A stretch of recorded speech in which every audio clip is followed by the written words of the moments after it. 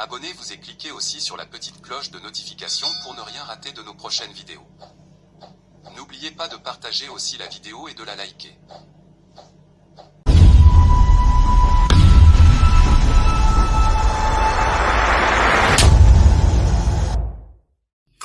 Mesdames et messieurs, reçoit Olivier Kamitatou Etchou, plusieurs fois ministre, ancien président de l'Assemblée nationale, ancien président du parti Alliance pour le renouveau du Congo, ARC en sigle, actuellement porte-parole de Moïse Katumbi, président d'Ensemble pour la République, un parti politique de l'opposition. Mon enfant très sage, en réalité, je suis né à Bruxelles. Les 3 premières années de ma vie, je suis rentré au Congo. J'ai vécu avec ma maman, mes frères, Serge et Hugues Kamitatou à Bandal, quartier Sinkin. Ma mère déménagera plus tard pour aller à Moulard. Mais à l'âge de 3 ans, mon père est emprisonné à Boulabemba, sur une île au Congo central. Ma mère le visite régulièrement et je suis un petit Congolais de Bandal qui parle pas français. Et mon père dit à ma mère, écoutez, Marie-Josée, l'enfant ici ne parlera jamais français, il faut vraiment l'envoyer faire des études en Europe.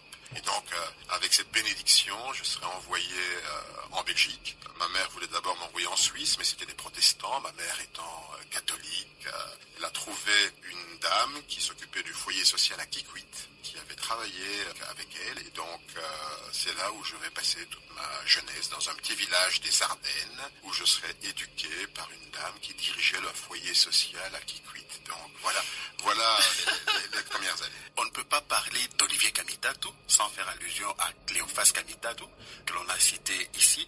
Votre père est cité parmi les pères de l'indépendance de la RDC. Qu'est-ce que ça fait de porter ce nom? Eh bien, effectivement, c'est un nom lourd à porter parce que mon père n'avait pas que des amis.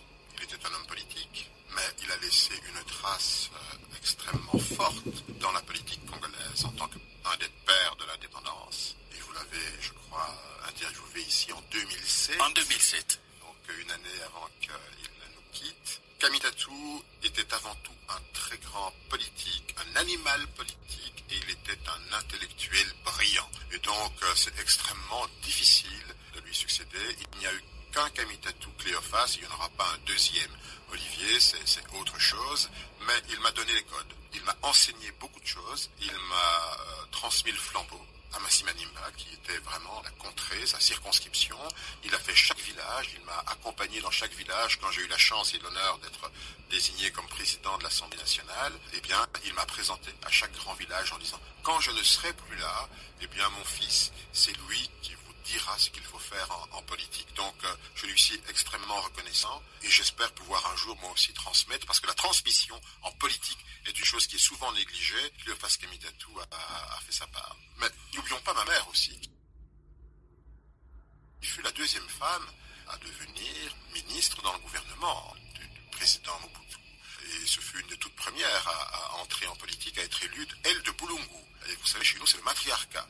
Donc, j'ai à la fois mes racines là du ventre duquel je suis sorti à Boulungu et les racines que mon père m'a confiées à Massimanimba. Donc voilà 2 êtres qui me sont chers et qui m'ont beaucoup donné et qui m'ont beaucoup appris. Quels souvenirs d'enfance vous reviennent comme ça d'emblée, si vous devriez nous en donner quelques-uns? Oh, des souvenirs d'enfance. Un des premiers voyages, parce que j'étais en Belgique et régulièrement ma mère me faisait rentrer. Donc, un des premiers voyages que j'ai fait, c'était d'aller à Leverville, Lusanga. Elle m'a pris par la main, il fallait que je voie le village maternel, que je traverse ces forêts. J'étais impressionné par les singes qu'il y avait au milieu de la forêt qui nous menaient de Boulungu vers Lusanga. Là, j'ai vraiment senti qu'il y avait autre chose en République démocratique du Congo, au Zaïre de l'époque. Un autre souvenir qui m'avait marqué, c'est que mon père était un opposant. Vous le savez, il était arrêté à maintes reprises. Chaque régime l'a embastillé, l'a mis en prison. Et donc, il n'était pas facile de porter le nom d'un opposant, même si on est enfant. Je voyageais souvent très seul en avion. Eh bien, à l'époque, le CND, ils ont arraché la page de mon passeport, il y avait la photo. Et je n'avais pas regardé mon passeport, je devais avoir 10 ou 11 ans. Et donc, j'ai dû passer des heures et des heures. Et là aussi, c'est ma mère qui est venue me rechercher. Juste pour vous embêter. Juste pour m'embêter. Donc, à l'époque, déjà, il y avait des services de sécurité qui étaient extrêmement présents et qui terrorisaient. Et j'en ai gardé un mauvais souvenir. Et je me suis dit que la liberté ne peut jamais se concevoir quand les services de sécurité dépassent leur mission. Quelques noms d'amis d'enfance. Les amis d'enfance... il y a la famille Kim Piam, donc, qui était parmi les premiers intellectuels dans le Kwilu. Bien entendu, les Kim Pyobi. La maman de Paulette Kim Pyobi, une de vos... Paulette Kimuntu. Paulette Kimuntu. Sa maman était venue me visiter. Par un de ses voyages, ma mère lui avait dit, écoutez, allez voir mon enfant, il est dans les Ardennes, perdu, je dois avoir 3-4 ans. Et cette maman est venue, j'étais impressionné avec son petit ambala, son pagne. Ça ressemblait pas du tout aux mamans belges. Donc il y avait déjà un grand choc culturel. Mais plus tard, comme on parlait de mes amis, plus tard, à l'université, bien entendu, là, je ferai la connaissance de Jean-Pierre Bemba, de Michel Losembe, de Bob Mandungu et de beaucoup de monde. Quelques anecdotes d'enfance. Anecdotes d'enfance.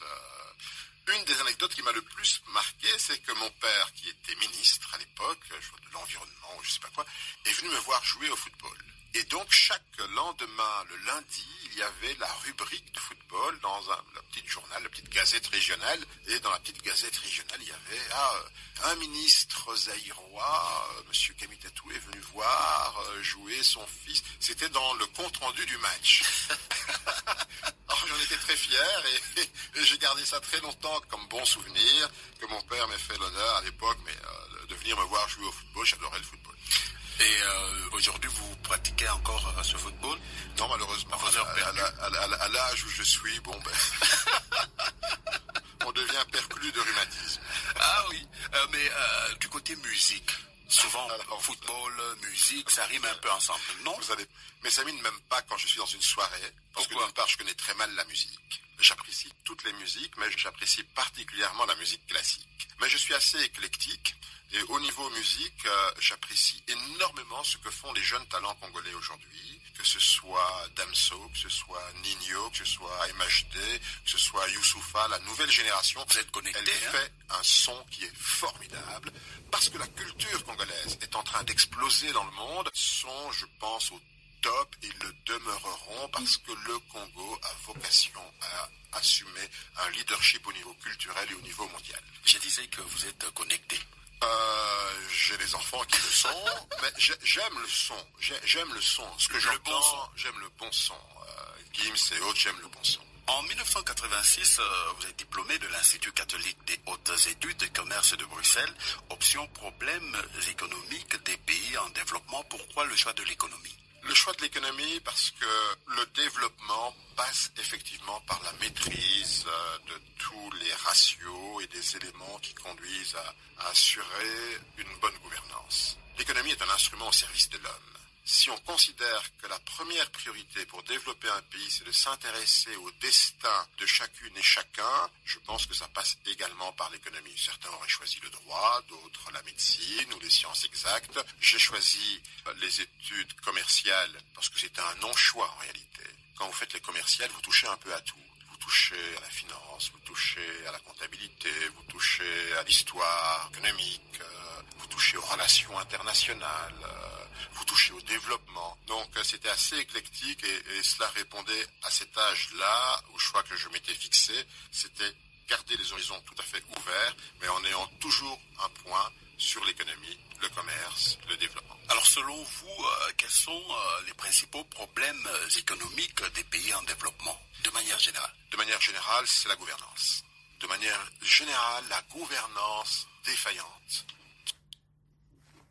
Un leadership défaillant. Parce qu'aujourd'hui, nous devons faire face à un grand défi. Le premier défi auquel nous devons faire face, c'est notre explosion démographique. Ça veut dire qu'aujourd'hui, nous sommes 105 millions de Congolais. Nous avons un taux d'expansion démographique particulièrement élevé. Le taux de naissance, donc le taux de fertilité des mamans congolaises est très élevé. Plus 6,1 enfants par femme en âge de procréer. Nous sommes 100 ou 105 millions de Congolais aujourd'hui. Nous serons en 2050 177 millions de Congolais d'après les calculs informatiques. Allez, 180 millions de Congolais sur 2 milliards d'Africains. Donc, pratiquement, en 2050, un Africain sur 10 sera un Congolais. C'est énorme, mais c'est une chance. C'est une chance en termes de dividende démographique, parce qu'il y a la possibilité d'avoir une main-d'œuvre, si elle est bien formée, capable d'aider ce pays à se développer, à se doter des infrastructures, à être une économie compétitive. C'est une chance au niveau, on vient de le dire, culturel, au niveau sportif. La République démocratique du Congo, où que vous alliez dans le monde, vous trouverez des frères et des sœurs, des Congolaises et des Congolais partout dans le monde. Des ingénieurs, des travailleurs, des scientifiques, partout. Et ça, c'est notre premier défi, premier challenge, notre expansion démographique. Le deuxième challenge, comment allons-nous faire pour éduquer cette population, pour la nourrir, pour lui trouver un emploi? Chaque petit enfant qu'on voit dans un quartier Kinshasa, dans un village du pays, c'est dans 15 ans une opportunité, ou dans 20 ans une opportunité d'emploi qu'il faut lui donner. Et donc ça, c'est un énorme défi, indépendamment des défis qui concernent la planète et pour lesquels nous sommes en première ligne. Le changement climatique, l'énergie, l'alimentaire, les migrations. Il faut qu'on garde une grande main-d'œuvre dans notre pays. Nous avons la vocation de redevenir une très grande puissance au cœur de l'Afrique. En 1960, nous avions la richesse comparable au Canada, comparable à la Corée. En 2050, nous devons retrouver notre destin. Après vos études, vous avez fait beaucoup de choses. On vous cite notamment comme cofondateur de Bercy, vous étiez à Cibé. Racontez-nous un peu cette expérience. Alors quand je quitte l'université, on est en 86-87, mon père veut absolument que j'entre à la banque. Pour lui, son fils doit être un banquier.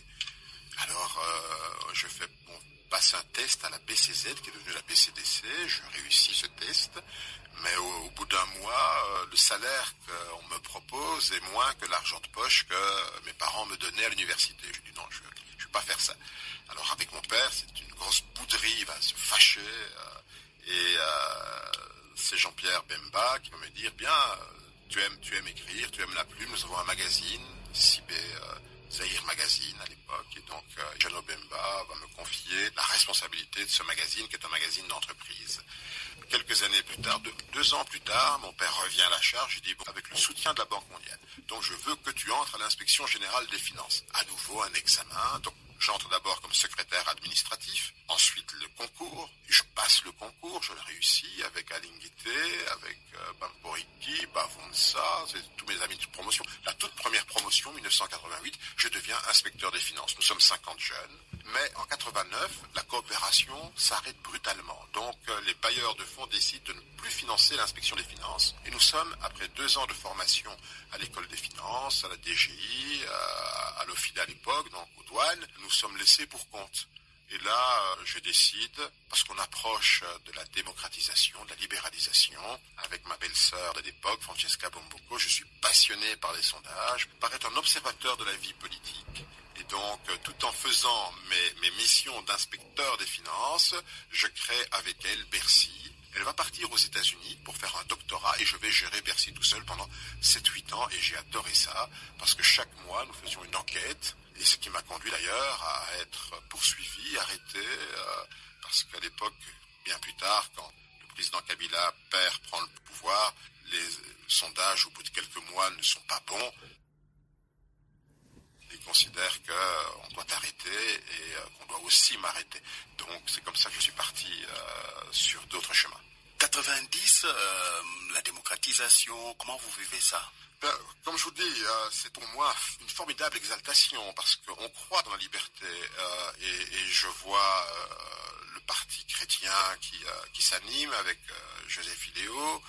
Mon père entre dans ce parti chrétien, mais ce qui m'intéresse surtout, c'est observer comment la société va s'adapter à cette nouvelle donne. Ce serait une transition déjà très longue et très chaotique qu'on va observer, violente aussi, mais ce seront des années pleines d'exaltation avec la conférence nationale souveraine qui sera riche d'enseignements. Je ne pouvais imaginer que quelques années après, j'aurais aussi à diriger l'Assemblée nationale de transition et de porter aussi un élément fort dans l'histoire de la démocratie de ce pays. 97, le régime Afdel avec Laurent Désiré Kabila arrive, le régime Mobutu tombe. Comment vous analysez cette transition à ce moment-là ? Transition là aussi mal préparée, brutale, Je pense que le président Mobutu a trop tardivement perçu la faim et qu'il aurait pu donner à ce pays une chance. Il ne l'a pas donné. Il a laissé le pays dans un grand chaos. Il ne s'y est pas préparé, mais peut-on se préparer quand on est très malade, qu'on ne perçoit la réalité qu'à travers le prisme de collaborateurs qui ne vous donnent pas tout à fait la réalité des faits. Vous n'avez pas un jugement qui soit totalement départi d'une volonté de conserver le pouvoir, et finalement ça s'est détricoté tellement vite, à commencer par son armée, qu'il ne se relèvera jamais. Aujourd'hui, nous vivons toujours les conséquences de cette défaillance brutale de ce qui était la fierté de la République démocratique du Congo. C'était son armée qui faisait la loi à travers l'Afrique. En mai 99, vous rejoignez la rébellion menée par Jean-Pierre Bemba de 99 à 2003. Vous dirigez même la délégation du mouvement au dialogue intercongolais. Ça aussi, c'est une grande transition en ce qui vous concerne personnellement. Comment est-ce qu'on prend la décision d'intégrer une rébellion? C'est souvent ce que je dis aux jeunes, c'est que entre une volonté de changement radical et le fait de passer à l'acte, il y a une étape que très peu de gens franchissent. Vous savez, ici, tous les matins, il y a des gens qui sont mécontents, qui se disent « Ah non, je vais me révolter, etc. » Ils ne le font pas, parce qu'il y a quelque chose qui vous inhibe profondément. Ici, je n'avais pas le choix. C'est qu'à l'époque, je vous ai dit, quand les sondages ont été mauvais, parce que j'étais le promoteur et l'animateur de Bercy, j'ai donc été arrêté. J'ai eu la chance, à l'époque, le chef des services de renseignement, donc l'ANR de l'époque, M. Georges Leta, était un de mes clients, paradoxalement. Donc les services de sécurité utilisaient une boîte de sondage privée et achetaient mes sondages et faisaient la contre-vérification avec les leurs, parce que c'est aussi ça la charge des services, c'est de sonder l'opinion et de la rapporter à leur chef. Eh bien, un jour, Georges Leta me dira « Olivier, il est temps que tu partes, parce que je ne pourrai plus assurer ta sécurité. » J'étais arrêté depuis un mois. Le matin, je devais me présenter au CNS partout, et le soir, j'avais la chance de rentrer à la maison. Et ce jour-là, il m'a dit « Bon, mais demain, on va t'arrêter, donc tu vas partir. » Et donc, je suis parti. Et de là, Jean-Pierre Bemba avait depuis plusieurs mois lancé sa rébellion. Nous étions des amis, des vieilles connaissances d'université. Et il m'appelle, il me dit « Olivier, qu'est-ce que tu fais ?» Alors, mais viens voir ce que je fais, je serai à Kampala telle date, je t'envoie un billet d'avion, viens voir, simplement. Bon, j'ai pris un billet pour 10 jours, j'ai toujours le retour avec moi, parce que je ne suis jamais rentré, et finalement les 10 jours sont devenus 1 an, 2 ans, et c'est comme ça que finalement j'ai intégré la branche politique du MLC à l'époque, Jean-Pierre étant bien entendu le chairman, il gérait tout, mais il était plus intéressé par la branche militaire et il m'a laissé une très grande liberté à gérer les négociations qui ont commencé et qui ont abouti à l'accord de Sun City. Il y a des exactions qui ont été attribuées au MLC. Qu'est-ce que vous répondez à ça?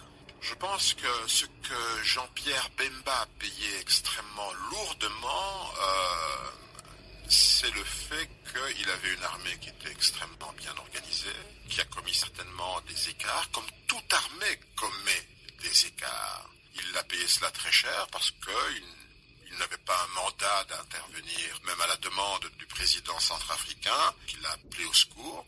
Et donc, il lui a porté secours, effectivement, à un certain moment, tout comme il avait 2 ans avant porté secours aux expatriés qui étaient menacés par un autre coup d'État qui s'était déroulé 2 ans avant avec Kolingba. Il s'est investi fortement, mais sans avoir aucun mandat international, et il l'a payé extrêmement cher. Grand témoin, mesdames et messieurs, reçoit Olivier Kamitatou Etchou, plusieurs fois ministre, ancien président de l'Assemblée nationale, ancien président du parti Alliance pour le renouveau du Congo, ARC en sigle, actuellement porte-parole de Moïse Katumbi, président d'Ensemble pour la République, un parti politique de l'opposition. 2003-2023, ça fait exactement 20 ans du dialogue intercongolais. 20 ans après, quel bilan vous en dressez? Quelles leçons peut-on en tirer? C'est une grande question qui mériterait toute une émission. La première chose que je dirais, cet accord d'il y a 20 ans, c'est une génération. Et souvent on l'oublie. L'accord de Sun City, c'est la génération de Bemba, de Kaméré, de Robert Roy, peut-être de Kamitatou et d'autres. Donc ça fait 20 ans. Une génération est passée. Avons-nous réussi en termes de génération politique là où nous avions marqué le curseur? Nous avons avions décidé de prendre les armes pour restaurer ce qui nous paraissait le plus cher à l'époque, c'était la démocratie, l'état de droit, et nous avions formulé cela par le nouvel ordre politique. Un nouvel ordre politique fondé sur, effectivement, le souverain primaire, ça veut dire permettre aux Congolaises et aux Congolais de choisir librement les animateurs d'institutions démocratiques. Nous avons convenu du nouvel ordre politique. Nous avons organisé une transition apaisée. Nous avons réunifié un pays qui était divisé en 4 grands morceaux, totalement divisé. D'ailleurs, la MONUC, qui deviendra la MONUSCO, elle s'est déployée en 99 pour essayer de faire régner le cessez-le-feu en autorisant pour la première fois les groupes qui géraient les territoires à les administrer au profit des populations. Donc le Congo a été divisé. Joseph Kabila tenait Kinshasa, le gouvernement central, et il n'a eu de cesse de réunifier les morceaux. Et donc on a consacré cette formule assez inédite de 1+4. Donc nous avons fait preuve d'une très grande créativité politique pour la réunification de ce pays, pour lui donner un nouvel ordre politique issu d'élections. On a d'abord élaboré une constitution, et tous les jours, j'invite les Congolaises et les Congolais à relire ne fût-ce que le préambule de cette constitution de 2005, qui était adoptée par référendum en décembre 2005, promulguée en 2006. Qu'est-ce que nous avions stigmatisé? C'était l'absence de légitimité. Les crises de légitimité récurrentes qui plombaient réellement la République démocratique du Congo et nous amenaient toujours vers des conflits. Nous avions décidé à l'époque de mettre en place des institutions démocratiques sur base de l'état de droit et de la séparation du pouvoir. Et nous avions considéré qu'il était important que ces institutions travaillent entre elles en harmonie. Nous avions considéré qu'il était essentiel qu'on évite toute forme de conflit. Nous avions considéré qu'il nous fallait instaurer, consolider l'état de droit. Dans cette constitution, nous avions dit, dans son préambule et tout ce qui suivra, qu'il fallait contrer toute dérive dictatoriale, qu'il fallait mettre en place une bonne gouvernance et qu'il fallait assurer une alternance démocratique. Voilà les 6 points sur lesquels nous nous sommes tous mis d'accord. Est-ce que 20 ans après, nous sommes toujours d'accord sur ces 6 points? Je le crois. Est-ce que nous les avons appliqués? Je ne le crois pas. Parce qu'aujourd'hui, on constate qu'effectivement, les institutions ne travaillent pas dans l'harmonie. On constate qu'effectivement, on n'arrive pas à contrer les dérives dictatoriales, que la gouvernance est totalement défaillante, que les conflits sont récurrents. Il y avait 50 groupes armés en 2018, ils sont 150 aujourd'hui, et que finalement, l'alternance démocratique voulue dans cette constitution, on est peut-être en train de nous organiser une nouvelle grande mascarade. Donc, effectivement, le bilan n'est pas positif. Et donc, votre génération a échoué? Je pense qu'elle n'a pas réussi. Elle n'a pas réussi, mais elle a posé les fondamentaux. Elle a posé les fondamentaux, je viens de le rappeler, des institutions qui fonctionnent, un pays qui soit apaisé, un état de droit respectueux de chaque Congolaise, de chaque Congolais, avec une justice impartiale, une bonne gouvernance, éviter toute dérive dictatoriale et finalement assurer une alternance démocratique régulièrement sans remettre au souverain primaire. C'est tout à fait simple. C'est dans la Constitution. Une Constitution élaborée par 500 députés. Et j'ai eu l'honneur de diriger cela. Et je pense que ça restera un des moments forts de ces 20 dernières années. Ce pacte républicain ne peut pas être déchiré, foulé aux pieds, en considérant qu'il faut autre chose. Ce pacte était solide et tient encore aujourd'hui. Vous l'avez dit, vous avez été président de l'Assemblée nationale. Quelles leçons peut-on tirer quand on a assumé des fonctions de l'État à ce niveau-là? Ce qu'on peut dire que les fonctions de l'État exigent, primo, une très grande humilité. Je vous fais une confidence. Quand je suis président de l'Assemblée nationale, je viens du MLC. Nous venons de faire la guerre, nous avons des ennemis, des jeunes Congolais sont morts, des millions de Congolais sont morts. Nous venons tout droit de la guerre. Je me promène à Kinshasa avec ma voiture et derrière moi, j'ai simplement une Jeep qui me suit au cas où ma voiture tombe en panne.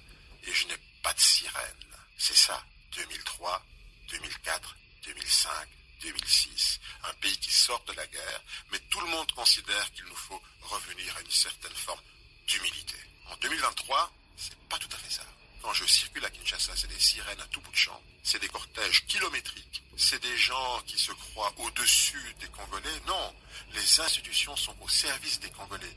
Les Congolais ne sont pas au service d'une poignée d'individus. C'est ça qui a profondément changé la société dans le plus mauvais sens. Donc je retiendrai que diriger une institution d'hommes et de femmes de qualité qui ont une vision commune de l'avenir de ce pays, nous avons adopté de très belles lois, de très beaux textes au-delà de la Constitution que nous avons élaborée et que nous avons adoptée, fait adopter par référendum à 85-86%. La loi sur la nationalité, la loi sur l'armée, la loi sur les institutions d'appui à la démocratie, j'en passe. Donc nous avons remis en termes de travail législatif, nous avons été très très loin en termes de contrôle des gouvernants. Il y a eu des contrôles extrêmement forts qui ont conduit beaucoup de ministres à être débarqués du gouvernement. Jean-Pierre Bemba, un ami d'enfance, un ami de longue date, vous avez fait la rébellion ensemble, le parti MLC, et après c'est le clash. Qu'est-ce qui s'est passé?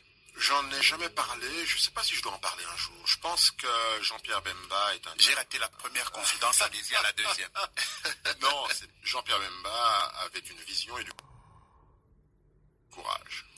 Un courage de passer aux actes et d'organiser les choses pour aller de l'avant. Probablement, dans le leadership, je ne me suis pas reconnu dans une forme de leadership.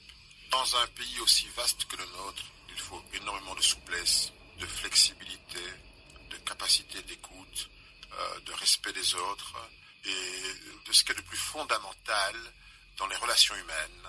Vous ne pouvez bâtir des relations que dans la bienveillance. Voilà, je ne me suis pas reconnu dans son leadership, que d'autres peuvent apprécier. Je pense qu'à un moment donné, nos routes devaient se séparer. Février 2007, vous êtes ministre du Plan dans le gouvernement Gizenga, vous poursuivrez au même poste dans le gouvernement Muzito II.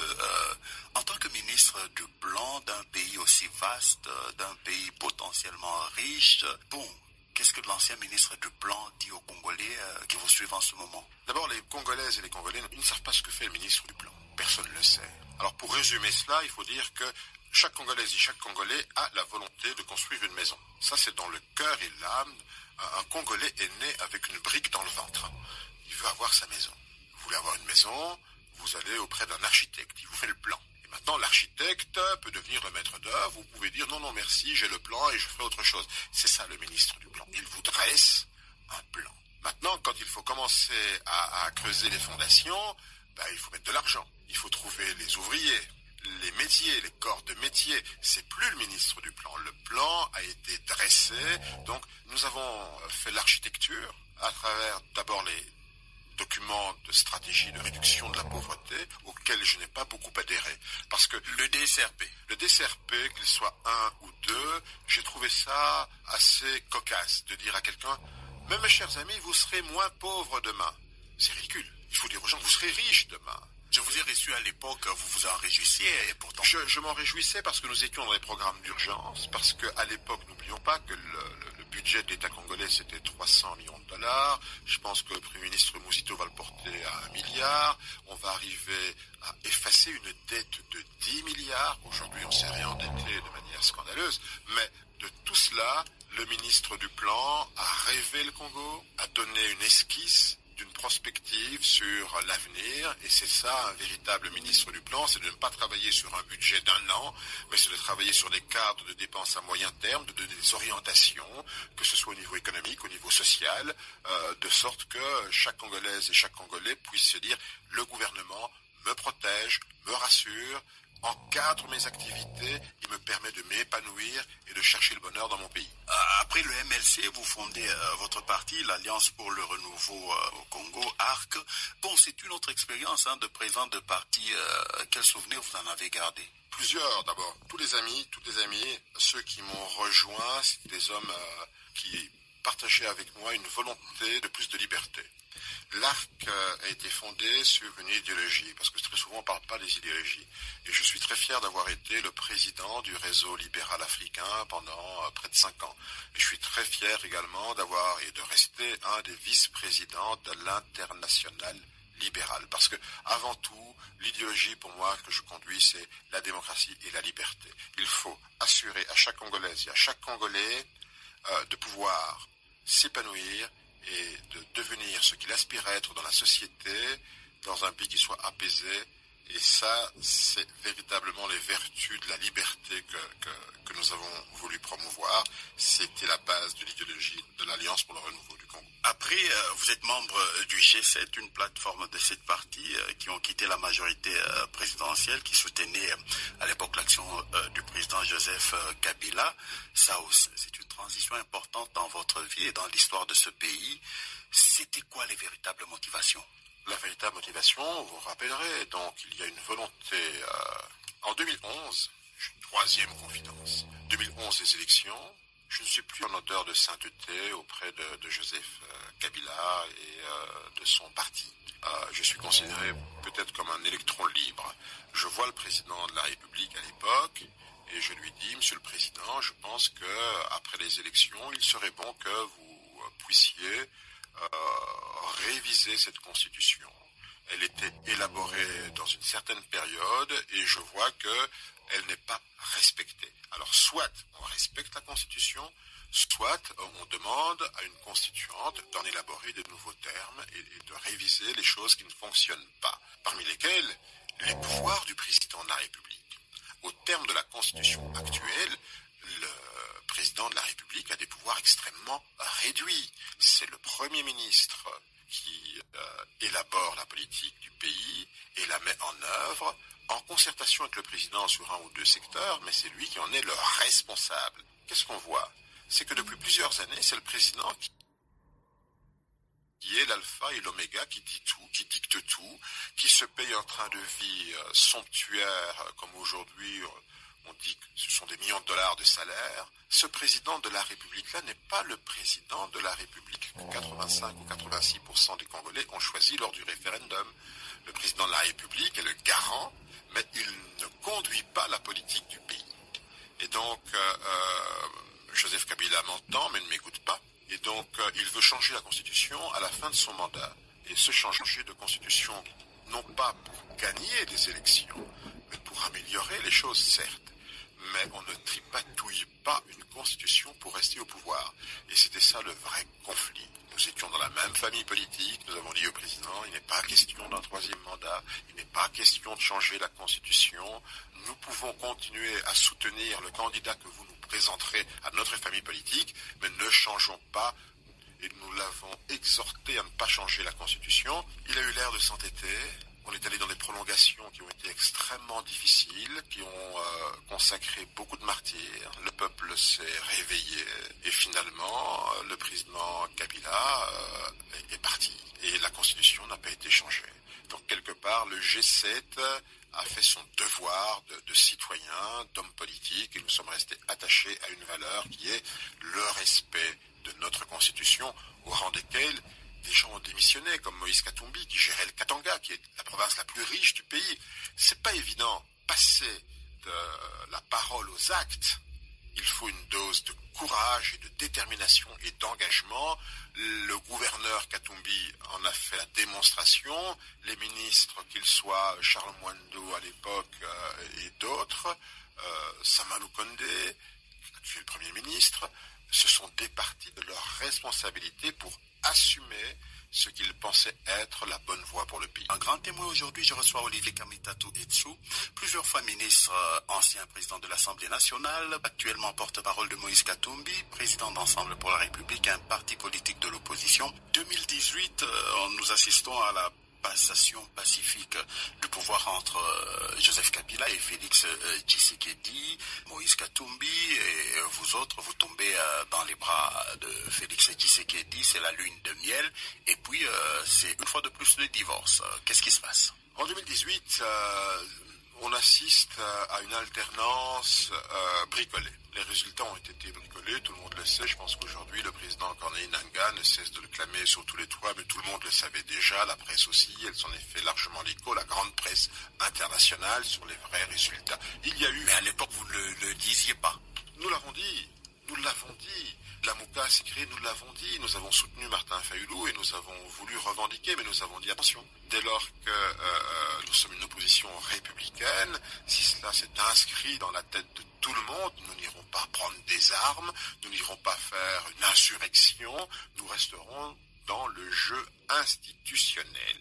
Voilà ce qui s'est passé en 2018. En 2020, le président Félix Tshisekedi fait un discours extraordinaire. Ça ne va pas durer longtemps, 6-7 minutes. Un très grand discours dans lequel il appelle tout le monde à la rescousse en disant « Ce pays doit être sauvé, je vous appelle tous à venir me rejoindre parce que je constate que ça ne fonctionne pas. » Et donc, il y a un grand débat au niveau d'ensemble et nous décidons effectivement de donner une chance à Félix Tshisekedi. Et on a constaté que cette chance-là a été galvaudée, que rien ne changeait, que tout ce qu'on constate aujourd'hui, une absence totale de résultats, des promesses à foison, un train de vie somptuaire, une justice à l'encan, tout cela, on a considéré que nous avions été trompés qu'entre le discours et la réalité de la gouvernance, il y avait plus qu'un fossé, et donc c'est comme ça que nous avons librement décidé de dire non merci, nous ne continuerons pas dans cette expérience. Aujourd'hui, Moïse Katumbi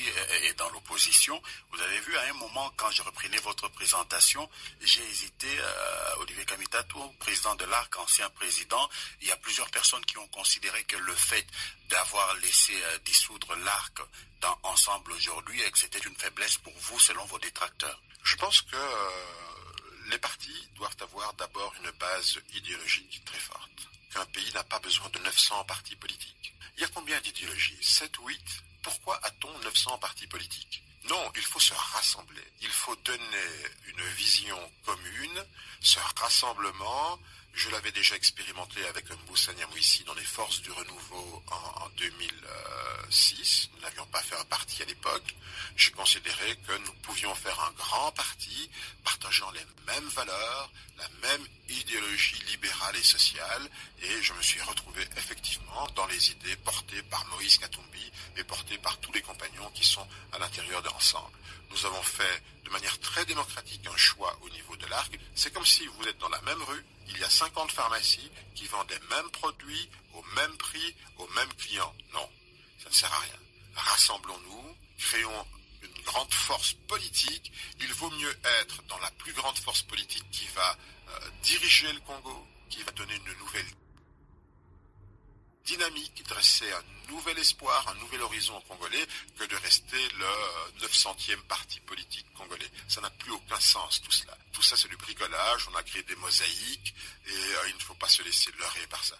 Il faut demander, mais quelle idéologie vous poursuivez? Quel est votre projet? Quelle est votre vision? Comment allez-vous diriger ce Congo? Et je me suis exactement retrouvé dans la même vision que Moïse Katumbi, que Christian Mwando, que Feu Chérubin, que Salomon Kalonda, avec des amis et avec les compagnons de mon parti, l'ARC. Plusieurs autres de vos détracteurs sur les réseaux sociaux, on le voit, regrettent le fait que Olivier Kamitatou, ancien président de l'Assemblée nationale, plusieurs fois ministre, mais qui est réduit aujourd'hui, selon leur expression, à ne devenir que le porte-mallette de Moïse Katumbi. Qu'est-ce que vous leur répondez? Vous savez, porte-mallette, il y a eu une espèce de fabulation. Je descendais d'un avion en portant ma valise de cabine parce que j'avais un autre avion à prendre immédiatement qui était juste à côté. Il y avait un Éthiopienne à côté. Donc nous revenions avec le président Moïse Katumbi, je ne sais pas de quelle destination. Je devais repartir. Et cette photo, on a dit, ah non, il porte la mallette de Katumbi. Non, on était président de l'Assemblée nationale. Je m'appelle Kamitatou. Je sais qui je suis et je sais ce que je peux apporter parce que j'ai l'intime conviction. Et vous venez pendant, ici, presque une heure, on a parlé de Joseph Kabila, on a parlé de Jean-Pierre Bemba, on a parlé des autres leaders. J'ai trouvé en Moïse Katumbi un homme qui a des qualités. Ces qualités-là sont des qualités qu'il faut essayer d'exalter. Il faut essayer d'aider quelqu'un qui peut être, à un moment donné, qui peut prendre son rendez-vous avec vocation à devenir candidat à la présidence de la République.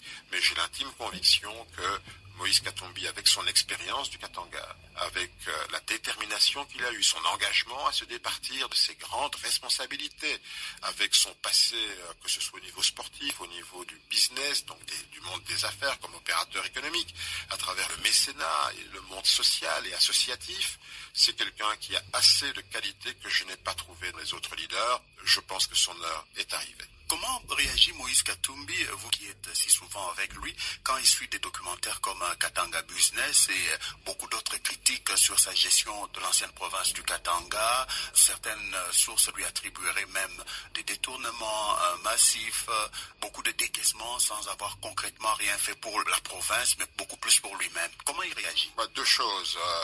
Moïse Katumbi a subi plus de 22 contrôles des services de l'État qui n'étaient pas du tout complaisants. Joseph Kabila, à l'époque, n'était pas du tout complaisant vis-à-vis de son ancien gouverneur et tout était fait pour essayer de voir s'il n'y avait pas quelques cadavres dans les tiroirs de la gestion de Moïse Katumbi. Tous ces contrôles n'ont rien donné. C'est la première chose. Si quelqu'un dit Moïse Katumbi a volé de l'argent, qu'il le prouve, qu'il le démontre. Jusqu'à présent, on s'est vraiment mis sur ce dossier, on n'a rien trouvé. Le deuxième élément important, c'est qu'on peut juger d'une gestion au souvenir que vous laissez comme gestionnaire. Il n'y a aucune gestion qui soit parfaite. J'en conviens. Mais quand je vois la popularité de Moïse Katumbi auprès des siens au Katanga qu'il a administré pendant près de 10 ans, j'espère que Ngobila aura la même popularité dans 10 ans auprès des Kinois. C'est une échelle de valeur. Quand vous restez un homme intègre, que vous avez travaillé pour le bien de votre population et que vous avez une certaine empathie, vous savez, en termes d'homme, c'est un homme de cœur. Ça veut dire que c'est quelqu'un qui peut embrasser une vieille maman et qui peut parler le lendemain à un homme d'affaires qui soit un partenaire ou un milliardaire. Donc, il a ce degré d'empathie qui fait que c'est à la fois un homme organisé, un homme discipliné, mais un homme qui a le sens et l'amour du prochain. Nous ne sommes pas là pour polémiquer, mais comment réagit-il aussi à toutes ces élucubrations autour de sa nationalité? Quand on touche au fondement d'une personne, je ne peux pas croire que ça ne touche pas. Je ne lui en parle pas. Mais ça renforce probablement sa détermination à aller de l'avant parce que tout ça est bâti sur du mensonge. Il ne faut pas oublier que Moïse Katumbi est né d'un ventre congolais dans une communauté qui est matrilinéaire. N'allez pas demander à sa communauté de renier Moïse Katumbi parce que son papa ne serait pas congolais. Ce serait contre les traditions de cette communauté. La loi sur la nationalité a été forgée dans l'accord de cessez-le-feu de Lusaka en 1999. S'il est un point dans tout ce que nous avons dit sur mon passé, c'est qu'avec Caméré et Rouberois, dans l'accord de cessez-le-feu, parmi les points essentiels qui ont permis à ce pays de retrouver la paix, que les fusils soient abaissés, il y a eu cette loi sur la nationalité. Ce premier texte, qui n'est pas encore une loi, mais qui est un accord qu'on convient entre le RCD, le MLC et le gouvernement de Kinshasa, c'est de dire qui est congolais, qui ne l'est pas. Et c'est une loi extrêmement généreuse et créative. On dit qui est congolais de père ou de mère. Vous êtes né en République démocratique du Congo ou vous appartenez à une des communautés qui faisaient les frontières du Congo en 1960. Voilà les 3 points, le ius soli, le ius sanguinis. Nous avons mêlé les deux et nous avons ajouté la communauté à laquelle vous appartenez. Nous avons repris ce texte en 2003 dans la Constitution de transition. Nous avons repris ce texte en 2005 dans la Constitution qui nous régit aujourd'hui. Et quelques olibrius, simplement pour un individu qui gêne, voudrait remettre en question ce que nous avons bâti depuis 1999. Donc, Moïse Katumbi, très clairement, s'affirme comme étant un grand leader. Et je ne pense pas qu'il soit touché par cela. Ce qui le toucherait, c'est qu'effectivement la loi puisse être modifiée simplement pour son cas à lui. On sait qu'il y a des majorités mécaniques, on sait que l'Assemblée nationale n'est que l'ombre d'elle-même aujourd'hui, mais je crois qu'il faut raison garder. Les fondements d'une longue paix dans notre pays ne peuvent pas être malmenés parce qu'il faut écarter un individu de la course présidentielle. Olivier Kamitatou, notre entretien est en train de toucher à sa fin. 24 dossiers de candidature réceptionnés par la CENI. Moïse Katumbi, cette fois-ci encore, croit-il en une candidature commune de l'opposition? Je pense qu'il faut faire des efforts. Les efforts doivent être faits. Il faut à la fois que ces candidats de l'opposition se parlent, qu'ils aillent projet par projet, que nous puissions faire une synthèse. On sait que les uns sont favorables à la justice transitionnelle, les autres ont une vision beaucoup plus libérale, d'autres ont une vision beaucoup plus sociale. Si ensemble ils peuvent se mettre d'accord, je pense que cette démarche va commencer, elle sera progressive. Le peuple congolais veut une réelle alternative. Pour un Congo prospère, il faut une alternative qui soit crédible. Pour un Congo plus juste, un Congo le plus sûr, un Congo apaisé, Moïse Katumbi se mettra à discuter. La discussion doit s'engager quand les candidats seront connus, validés par la Cour constitutionnelle. Je pense que la discussion va commencer, qu'il faut raisonner raison gardée et il faut avoir le moins de candidats possible. Nous avons 3 grands dangers. Le premier, c'est l'abstention. J'appelle toutes les Congolaises et les Congolais à se départir du fatalisme. Quand les Congolaises et les Congolais disent ces élections ça vaut pas la peine, ils vont encore tricher, la classe politique se moque de nous. Non. Chaque Congolais peut être propriétaire, il doit protéger ses voix et doit certainement aller voter. Ne restez pas à la maison le jour des élections. Pas d'abstention, le moins d'abstention possible. Deuxième, c'est la dispersion. 24 candidats, 25 000 candidats, non. Le moins de candidats possible, et ça c'est une question de responsabilité des candidats et de volonté d'aller de l'avant. De ne pas donner une prime aux sortants qui serait catastrophique, dramatique pour ce pays. Et troisièmement, c'est la fraude. On sait qu'on prépare la fraude. Et pour contrer la fraude, chaque Congolaise doit être propriétaire de sa voix. Voilà les 3 grands dangers sur lesquels nous devons veiller étroitement. Et Moïse Katumbi sera présent le jour des élections. Et je vous assure que la discussion qui va s'engager entre tous les candidats, la candidate, nous voulons effectivement qu'il n'y ait plus qu'un seul candidat. Si on ne réussit pas à 100%, c'est pas grave, mais la démarche doit s'engager rapidement. Olivier Kamitatou, merci d'avoir accepté l'invitation de grands témoins. Je vous remercie beaucoup, monsieur.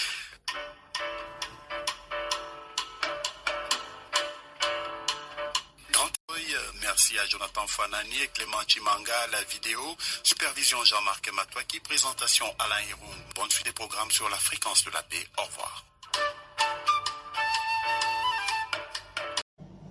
Abonnez-vous et cliquez aussi sur la petite cloche de notification pour ne rien rater de nos prochaines vidéos. N'oubliez pas de partager aussi la vidéo et de la liker.